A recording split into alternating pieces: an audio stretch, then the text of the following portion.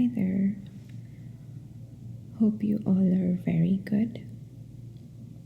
So, today I bring you another short story written by Drishti Dasgupta. The name of the story is The Dhaka Girl. The summer of 1947 was at an end, and the mostly clear sky of Dhaka was painted with tints of orange and pink that afternoon. The winds rode through the date palms, making them sway briskly, and it ran through the sand, carrying away a part of it to destinations unknown. Dry leaves parted from the still young trees and flew with the wind to find their place in the blown away sand, while birds flocked over the dusty brown branches, chirping merrily. The rain was not too far. The scorching summer had prevailed a little longer that year, and now it was time to bid it adieu and hail the coming monsoon.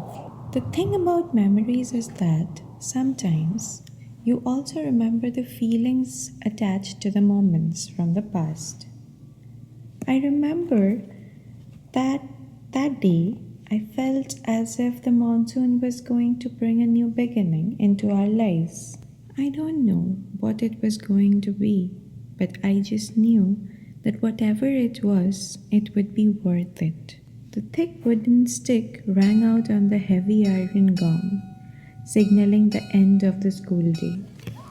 And the 14 girls of our 4th grade class got up, picked up their black slate boards and white slate pencils, and ran out of the broken brick school to the open land beneath the ample sky. I rushed out too, for the wind was wonderful. "Mira," I heard someone call. I turned. "What?" "It's going to rain, I guess. Do you want to go to the nearby pukur and fish?" "It would be awesome to have fish for dinner tonight," I grinned. "Woo!" Moni exclaimed, and we hopped towards the large pond behind the school. By the time Moni and I reached there, it had already started to rain. We took off our cotton stoles and threw them over the water, tying knots with the edges to make a sack-like structure. Then we moved the cloth slowly through the water below the surface. It was a simple and efficient craft, but it demanded patience and the vigorous movement of the fish, which the rain ensured. After a long time, I noticed something in my trap. I pulled the cloth out of the water to find a smallish rohu fish trapped within. I jumped with excitement, while Moni made a face since her luck was yet to turn. More than an hour later, my stall had 2 fish, while Moni's had only 1. But we were happy that we would be eating a delicious meal that evening. With my family of 7, it would be like sharing morsels. But still, even the thought of having that tiny share made me happy and content. The afternoon was nearing its end. The direction of the sun rays behind the clouds told us that. We began our journey home carrying the tiny bundle of fish in our arms. After walking together for a while, we parted and entered different streets. Moni and I were not only school friends, but also family friends. Our fathers worked for the same British trading company as caretakers of import-export goods. They earned a moderate amount of money that was just enough to feed their large families. The British companies were slowly withdrawing from the nation, and we were just about scraping by on that we had. Buying fish for a meal was like an unfulfilled dream to us. I skipped and hopped on my way while getting drenched in the rain. I kicked pebbles across the muddy street, waved to people I knew, and wondered how happy my mother and my 4 younger brothers would be to see the fish. I also knew that at dinner my mother would tell me that eating fish upset her stomach, so that We, her 5 children, could each have a little more from her share. But I was not going to let her do that this time. Because being a mother does not take away one's bucket of desires, it just buries them. As I neared home, the excitement in me was palpable. I desperately wanted to see a glint of happiness in my family's eyes. I just couldn't wait. When I was a street away from the house, my gaze fell on the huge banyan tree to my right. I saw a middle aged man sitting beneath the tree with his knees drawn up to his chest and his arms wrapped around them. His head was bowed and his body was shivering continuously. He wore a pale blue salwar kameez that was marked by patches of dirt and his white spherical cap on his head. I paused for a moment and glanced at him. I realized that the man was sobbing softly. He looked worn out and his heartbreaking cry was pitiable. My heart sank every time he took a breath between sobs. The pain, the hurt, the broken soul were clearly evident in his tears, which were immediately washed away with the rain. I could not hold myself back, and without realizing what I was doing, I walked towards him.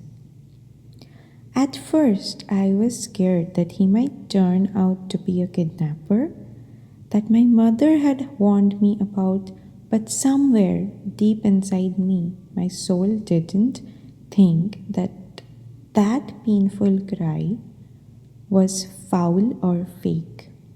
It was as true and pure as the love between the sky and the earth.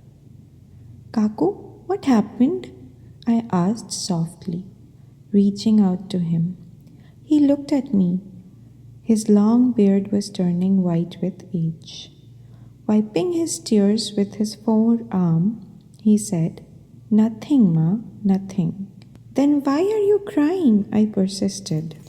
He took a moment to catch his breath, and I looked straight into his eyes innocently. Taking a few sets of glass bangles from his cotton bag, he said, "I haven't been able to sell any of these for the past 3 days." He paused and spoke again. "The turbulence has started. We are not going to be one nation anymore. Who will buy my bangles now when people are more concerned about saving their lives?" I didn't understand what he was talking about that day. I just stood there, trying to figure out the reason behind his pain. I could only think of one: the unsold bangles. I have not made any money and my family hasn't eaten in days. This month of Ramadan has given us the strength to get through it, he said, and a tear fell from his eyes. But tomorrow is Eid, and I still don't have any food for them. Tomorrow is Eid? I asked sympathetically. He nodded his head in despair. I thought for a while and said, "If I wish to give you Eidi, will you accept it?" He wondered what a girl of 8 could possibly give him. "Please." He nodded hesitantly. I pulled out the bundle of fish from my arms and offered it to him. "2 rohu fish, this is all I have." Tears welled up in his eyes as he accepted my Eidi with both hands. He could not stop sobbing. Those tears conveyed both his guilt at the inability to feed his family and his happiness at the fact that his children wouldn't go hungry on Eid. I felt happy. For the first time in my short life, I felt pleasure at giving something away. "Sakina's favorite meal is fish and rice," he said in a trembling voice. "At least I'll be able to feed her fish tomorrow." "Thank you so much." "Kaku, wait right here. I will be back in a bit," I said, and ran to my house. It was a small one-roomed home with bare brick walls, incomplete and yet full of peace. To the right of the house stood a small bearar ghor, a structure made out of bamboo poles and leaves for a makeshift refuge. That was our kitchen. I could see my brothers playing while my mother sat on the sandy porch peeling potatoes for dinner. Shielded by the huge trees around, I crossed to the kitchen, staying out of sight. Unnoticed, I pushed the door open and went inside. I walked to the clay pot in the corner, removed its lid off, and scooped out my share of rice for dinner onto a banana leaf. Then I folded the leaf and ran back to the banyan tree. I smiled at the man and offered him the banana leaf along with its contents. He was astounded yet again, but this time he wasn't pleased. "This is my share of rice," I said. "I know that this cannot help your entire family, but it should be enough for Sakina. You have given me enough. I cannot take more from you." He resisted. "Please, Kaku, my Eidi would be incomplete without this. Why don't you take these bangles from me in return?" "If you give me the bangles, then you would take away the pleasure of giving from me," I said and smiled. He took the rice and I happily walked back home. At dinner, I pretended to have an upset stomach so that I wouldn't have to eat. Father started to worry about me, but my mother chose to ignore my symptoms, since she suspected that I was responsible for the diminished amount of rice in the pot. However, at night I was so hungry that I could not fall asleep.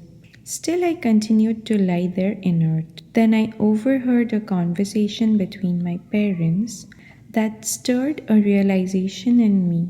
A new beginning was closer than I had thought.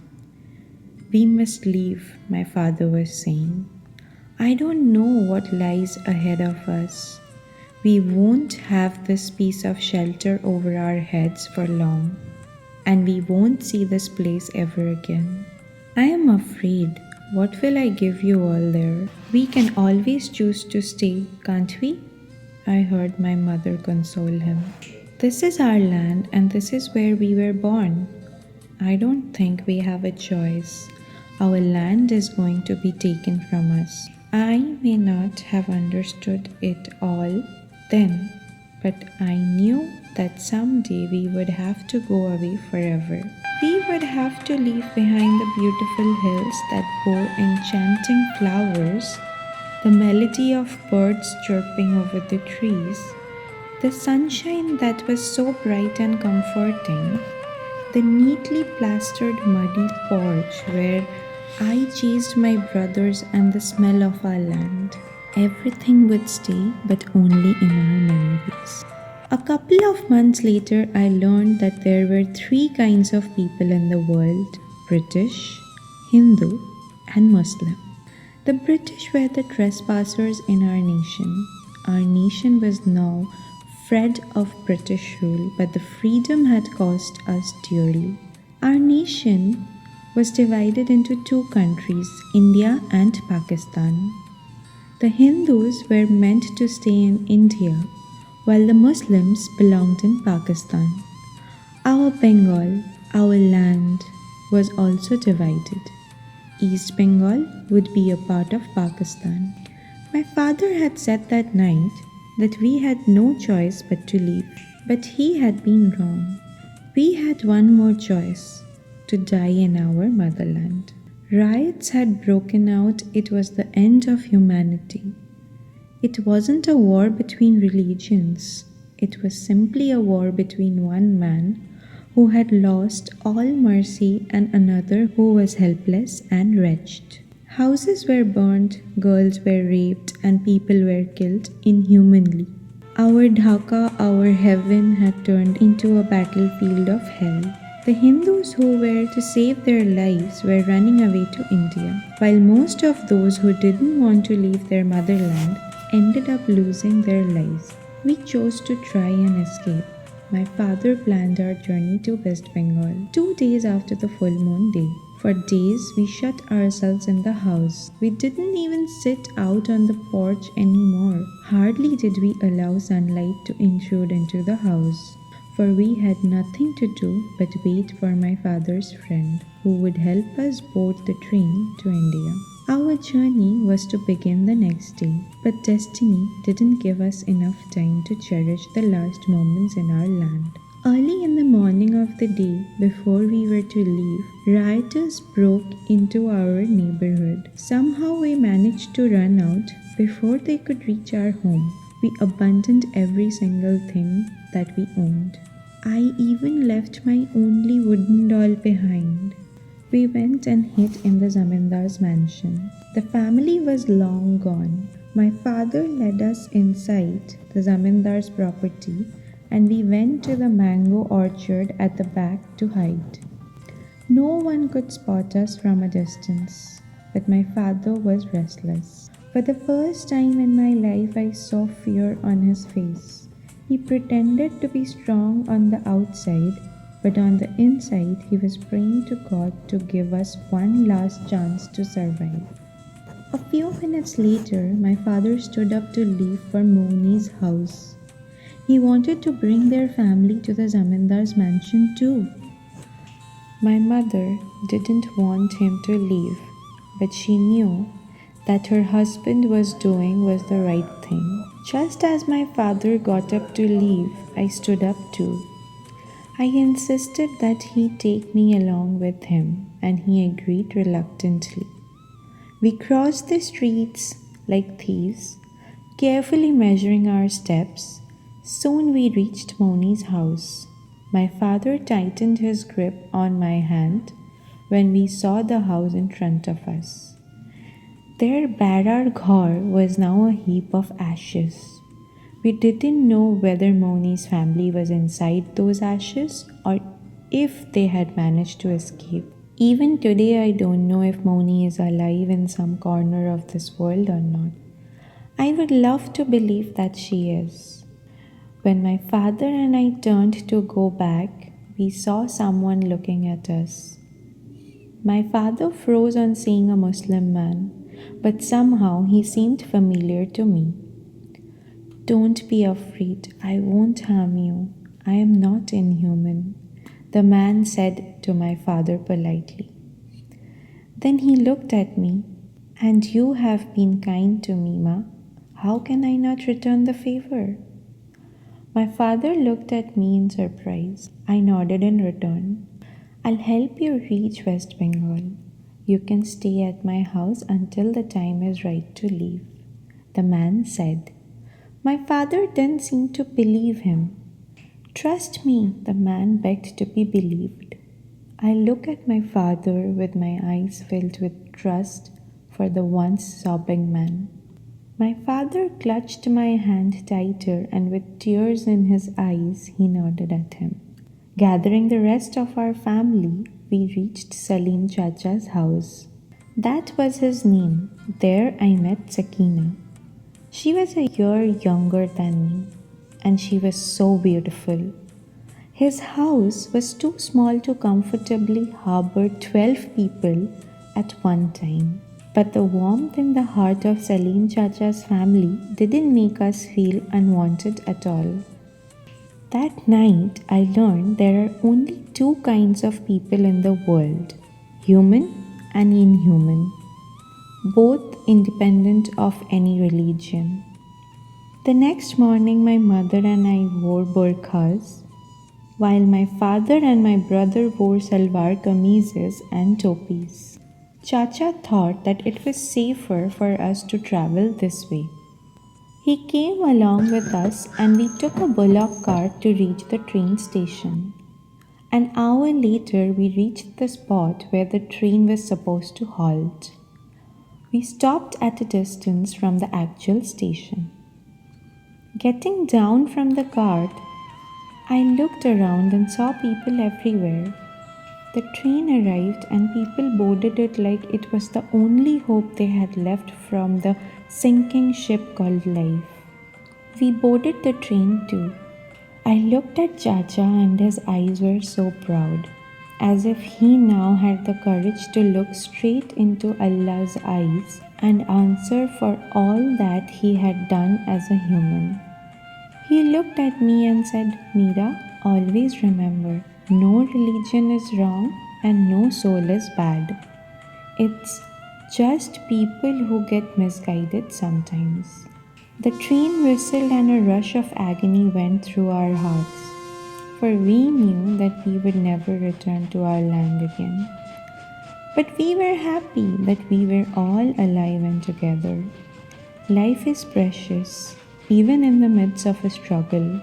Those fearful days in the monsoon of 1947 introduced me to all the goodness of life, even in its darkest hour. It silently said that once love is given in this universe, it can never go to waste. It will come back to you when you need it the most, in a form that you have never known. What happened after that? I asked my grandmother when she stopped speaking. After that, life began. Then she added, but that's a different story. Maybe some other time? Yes, some other time. This is the end of the story. This is again the story named The Dhaka Girl, written by Drishti Dasgupta and edited by Sudha Murthy, from the book Something Happened on the Way to Heaven. These are all real life stories as it is written in the book. I just hope you guys like this story. Please do subscribe, like, and share if you like the story. And let me know in the comments, did you like it or not? If you have any suggestions which stories I can read or you would want me to read, please let me know. And thank you.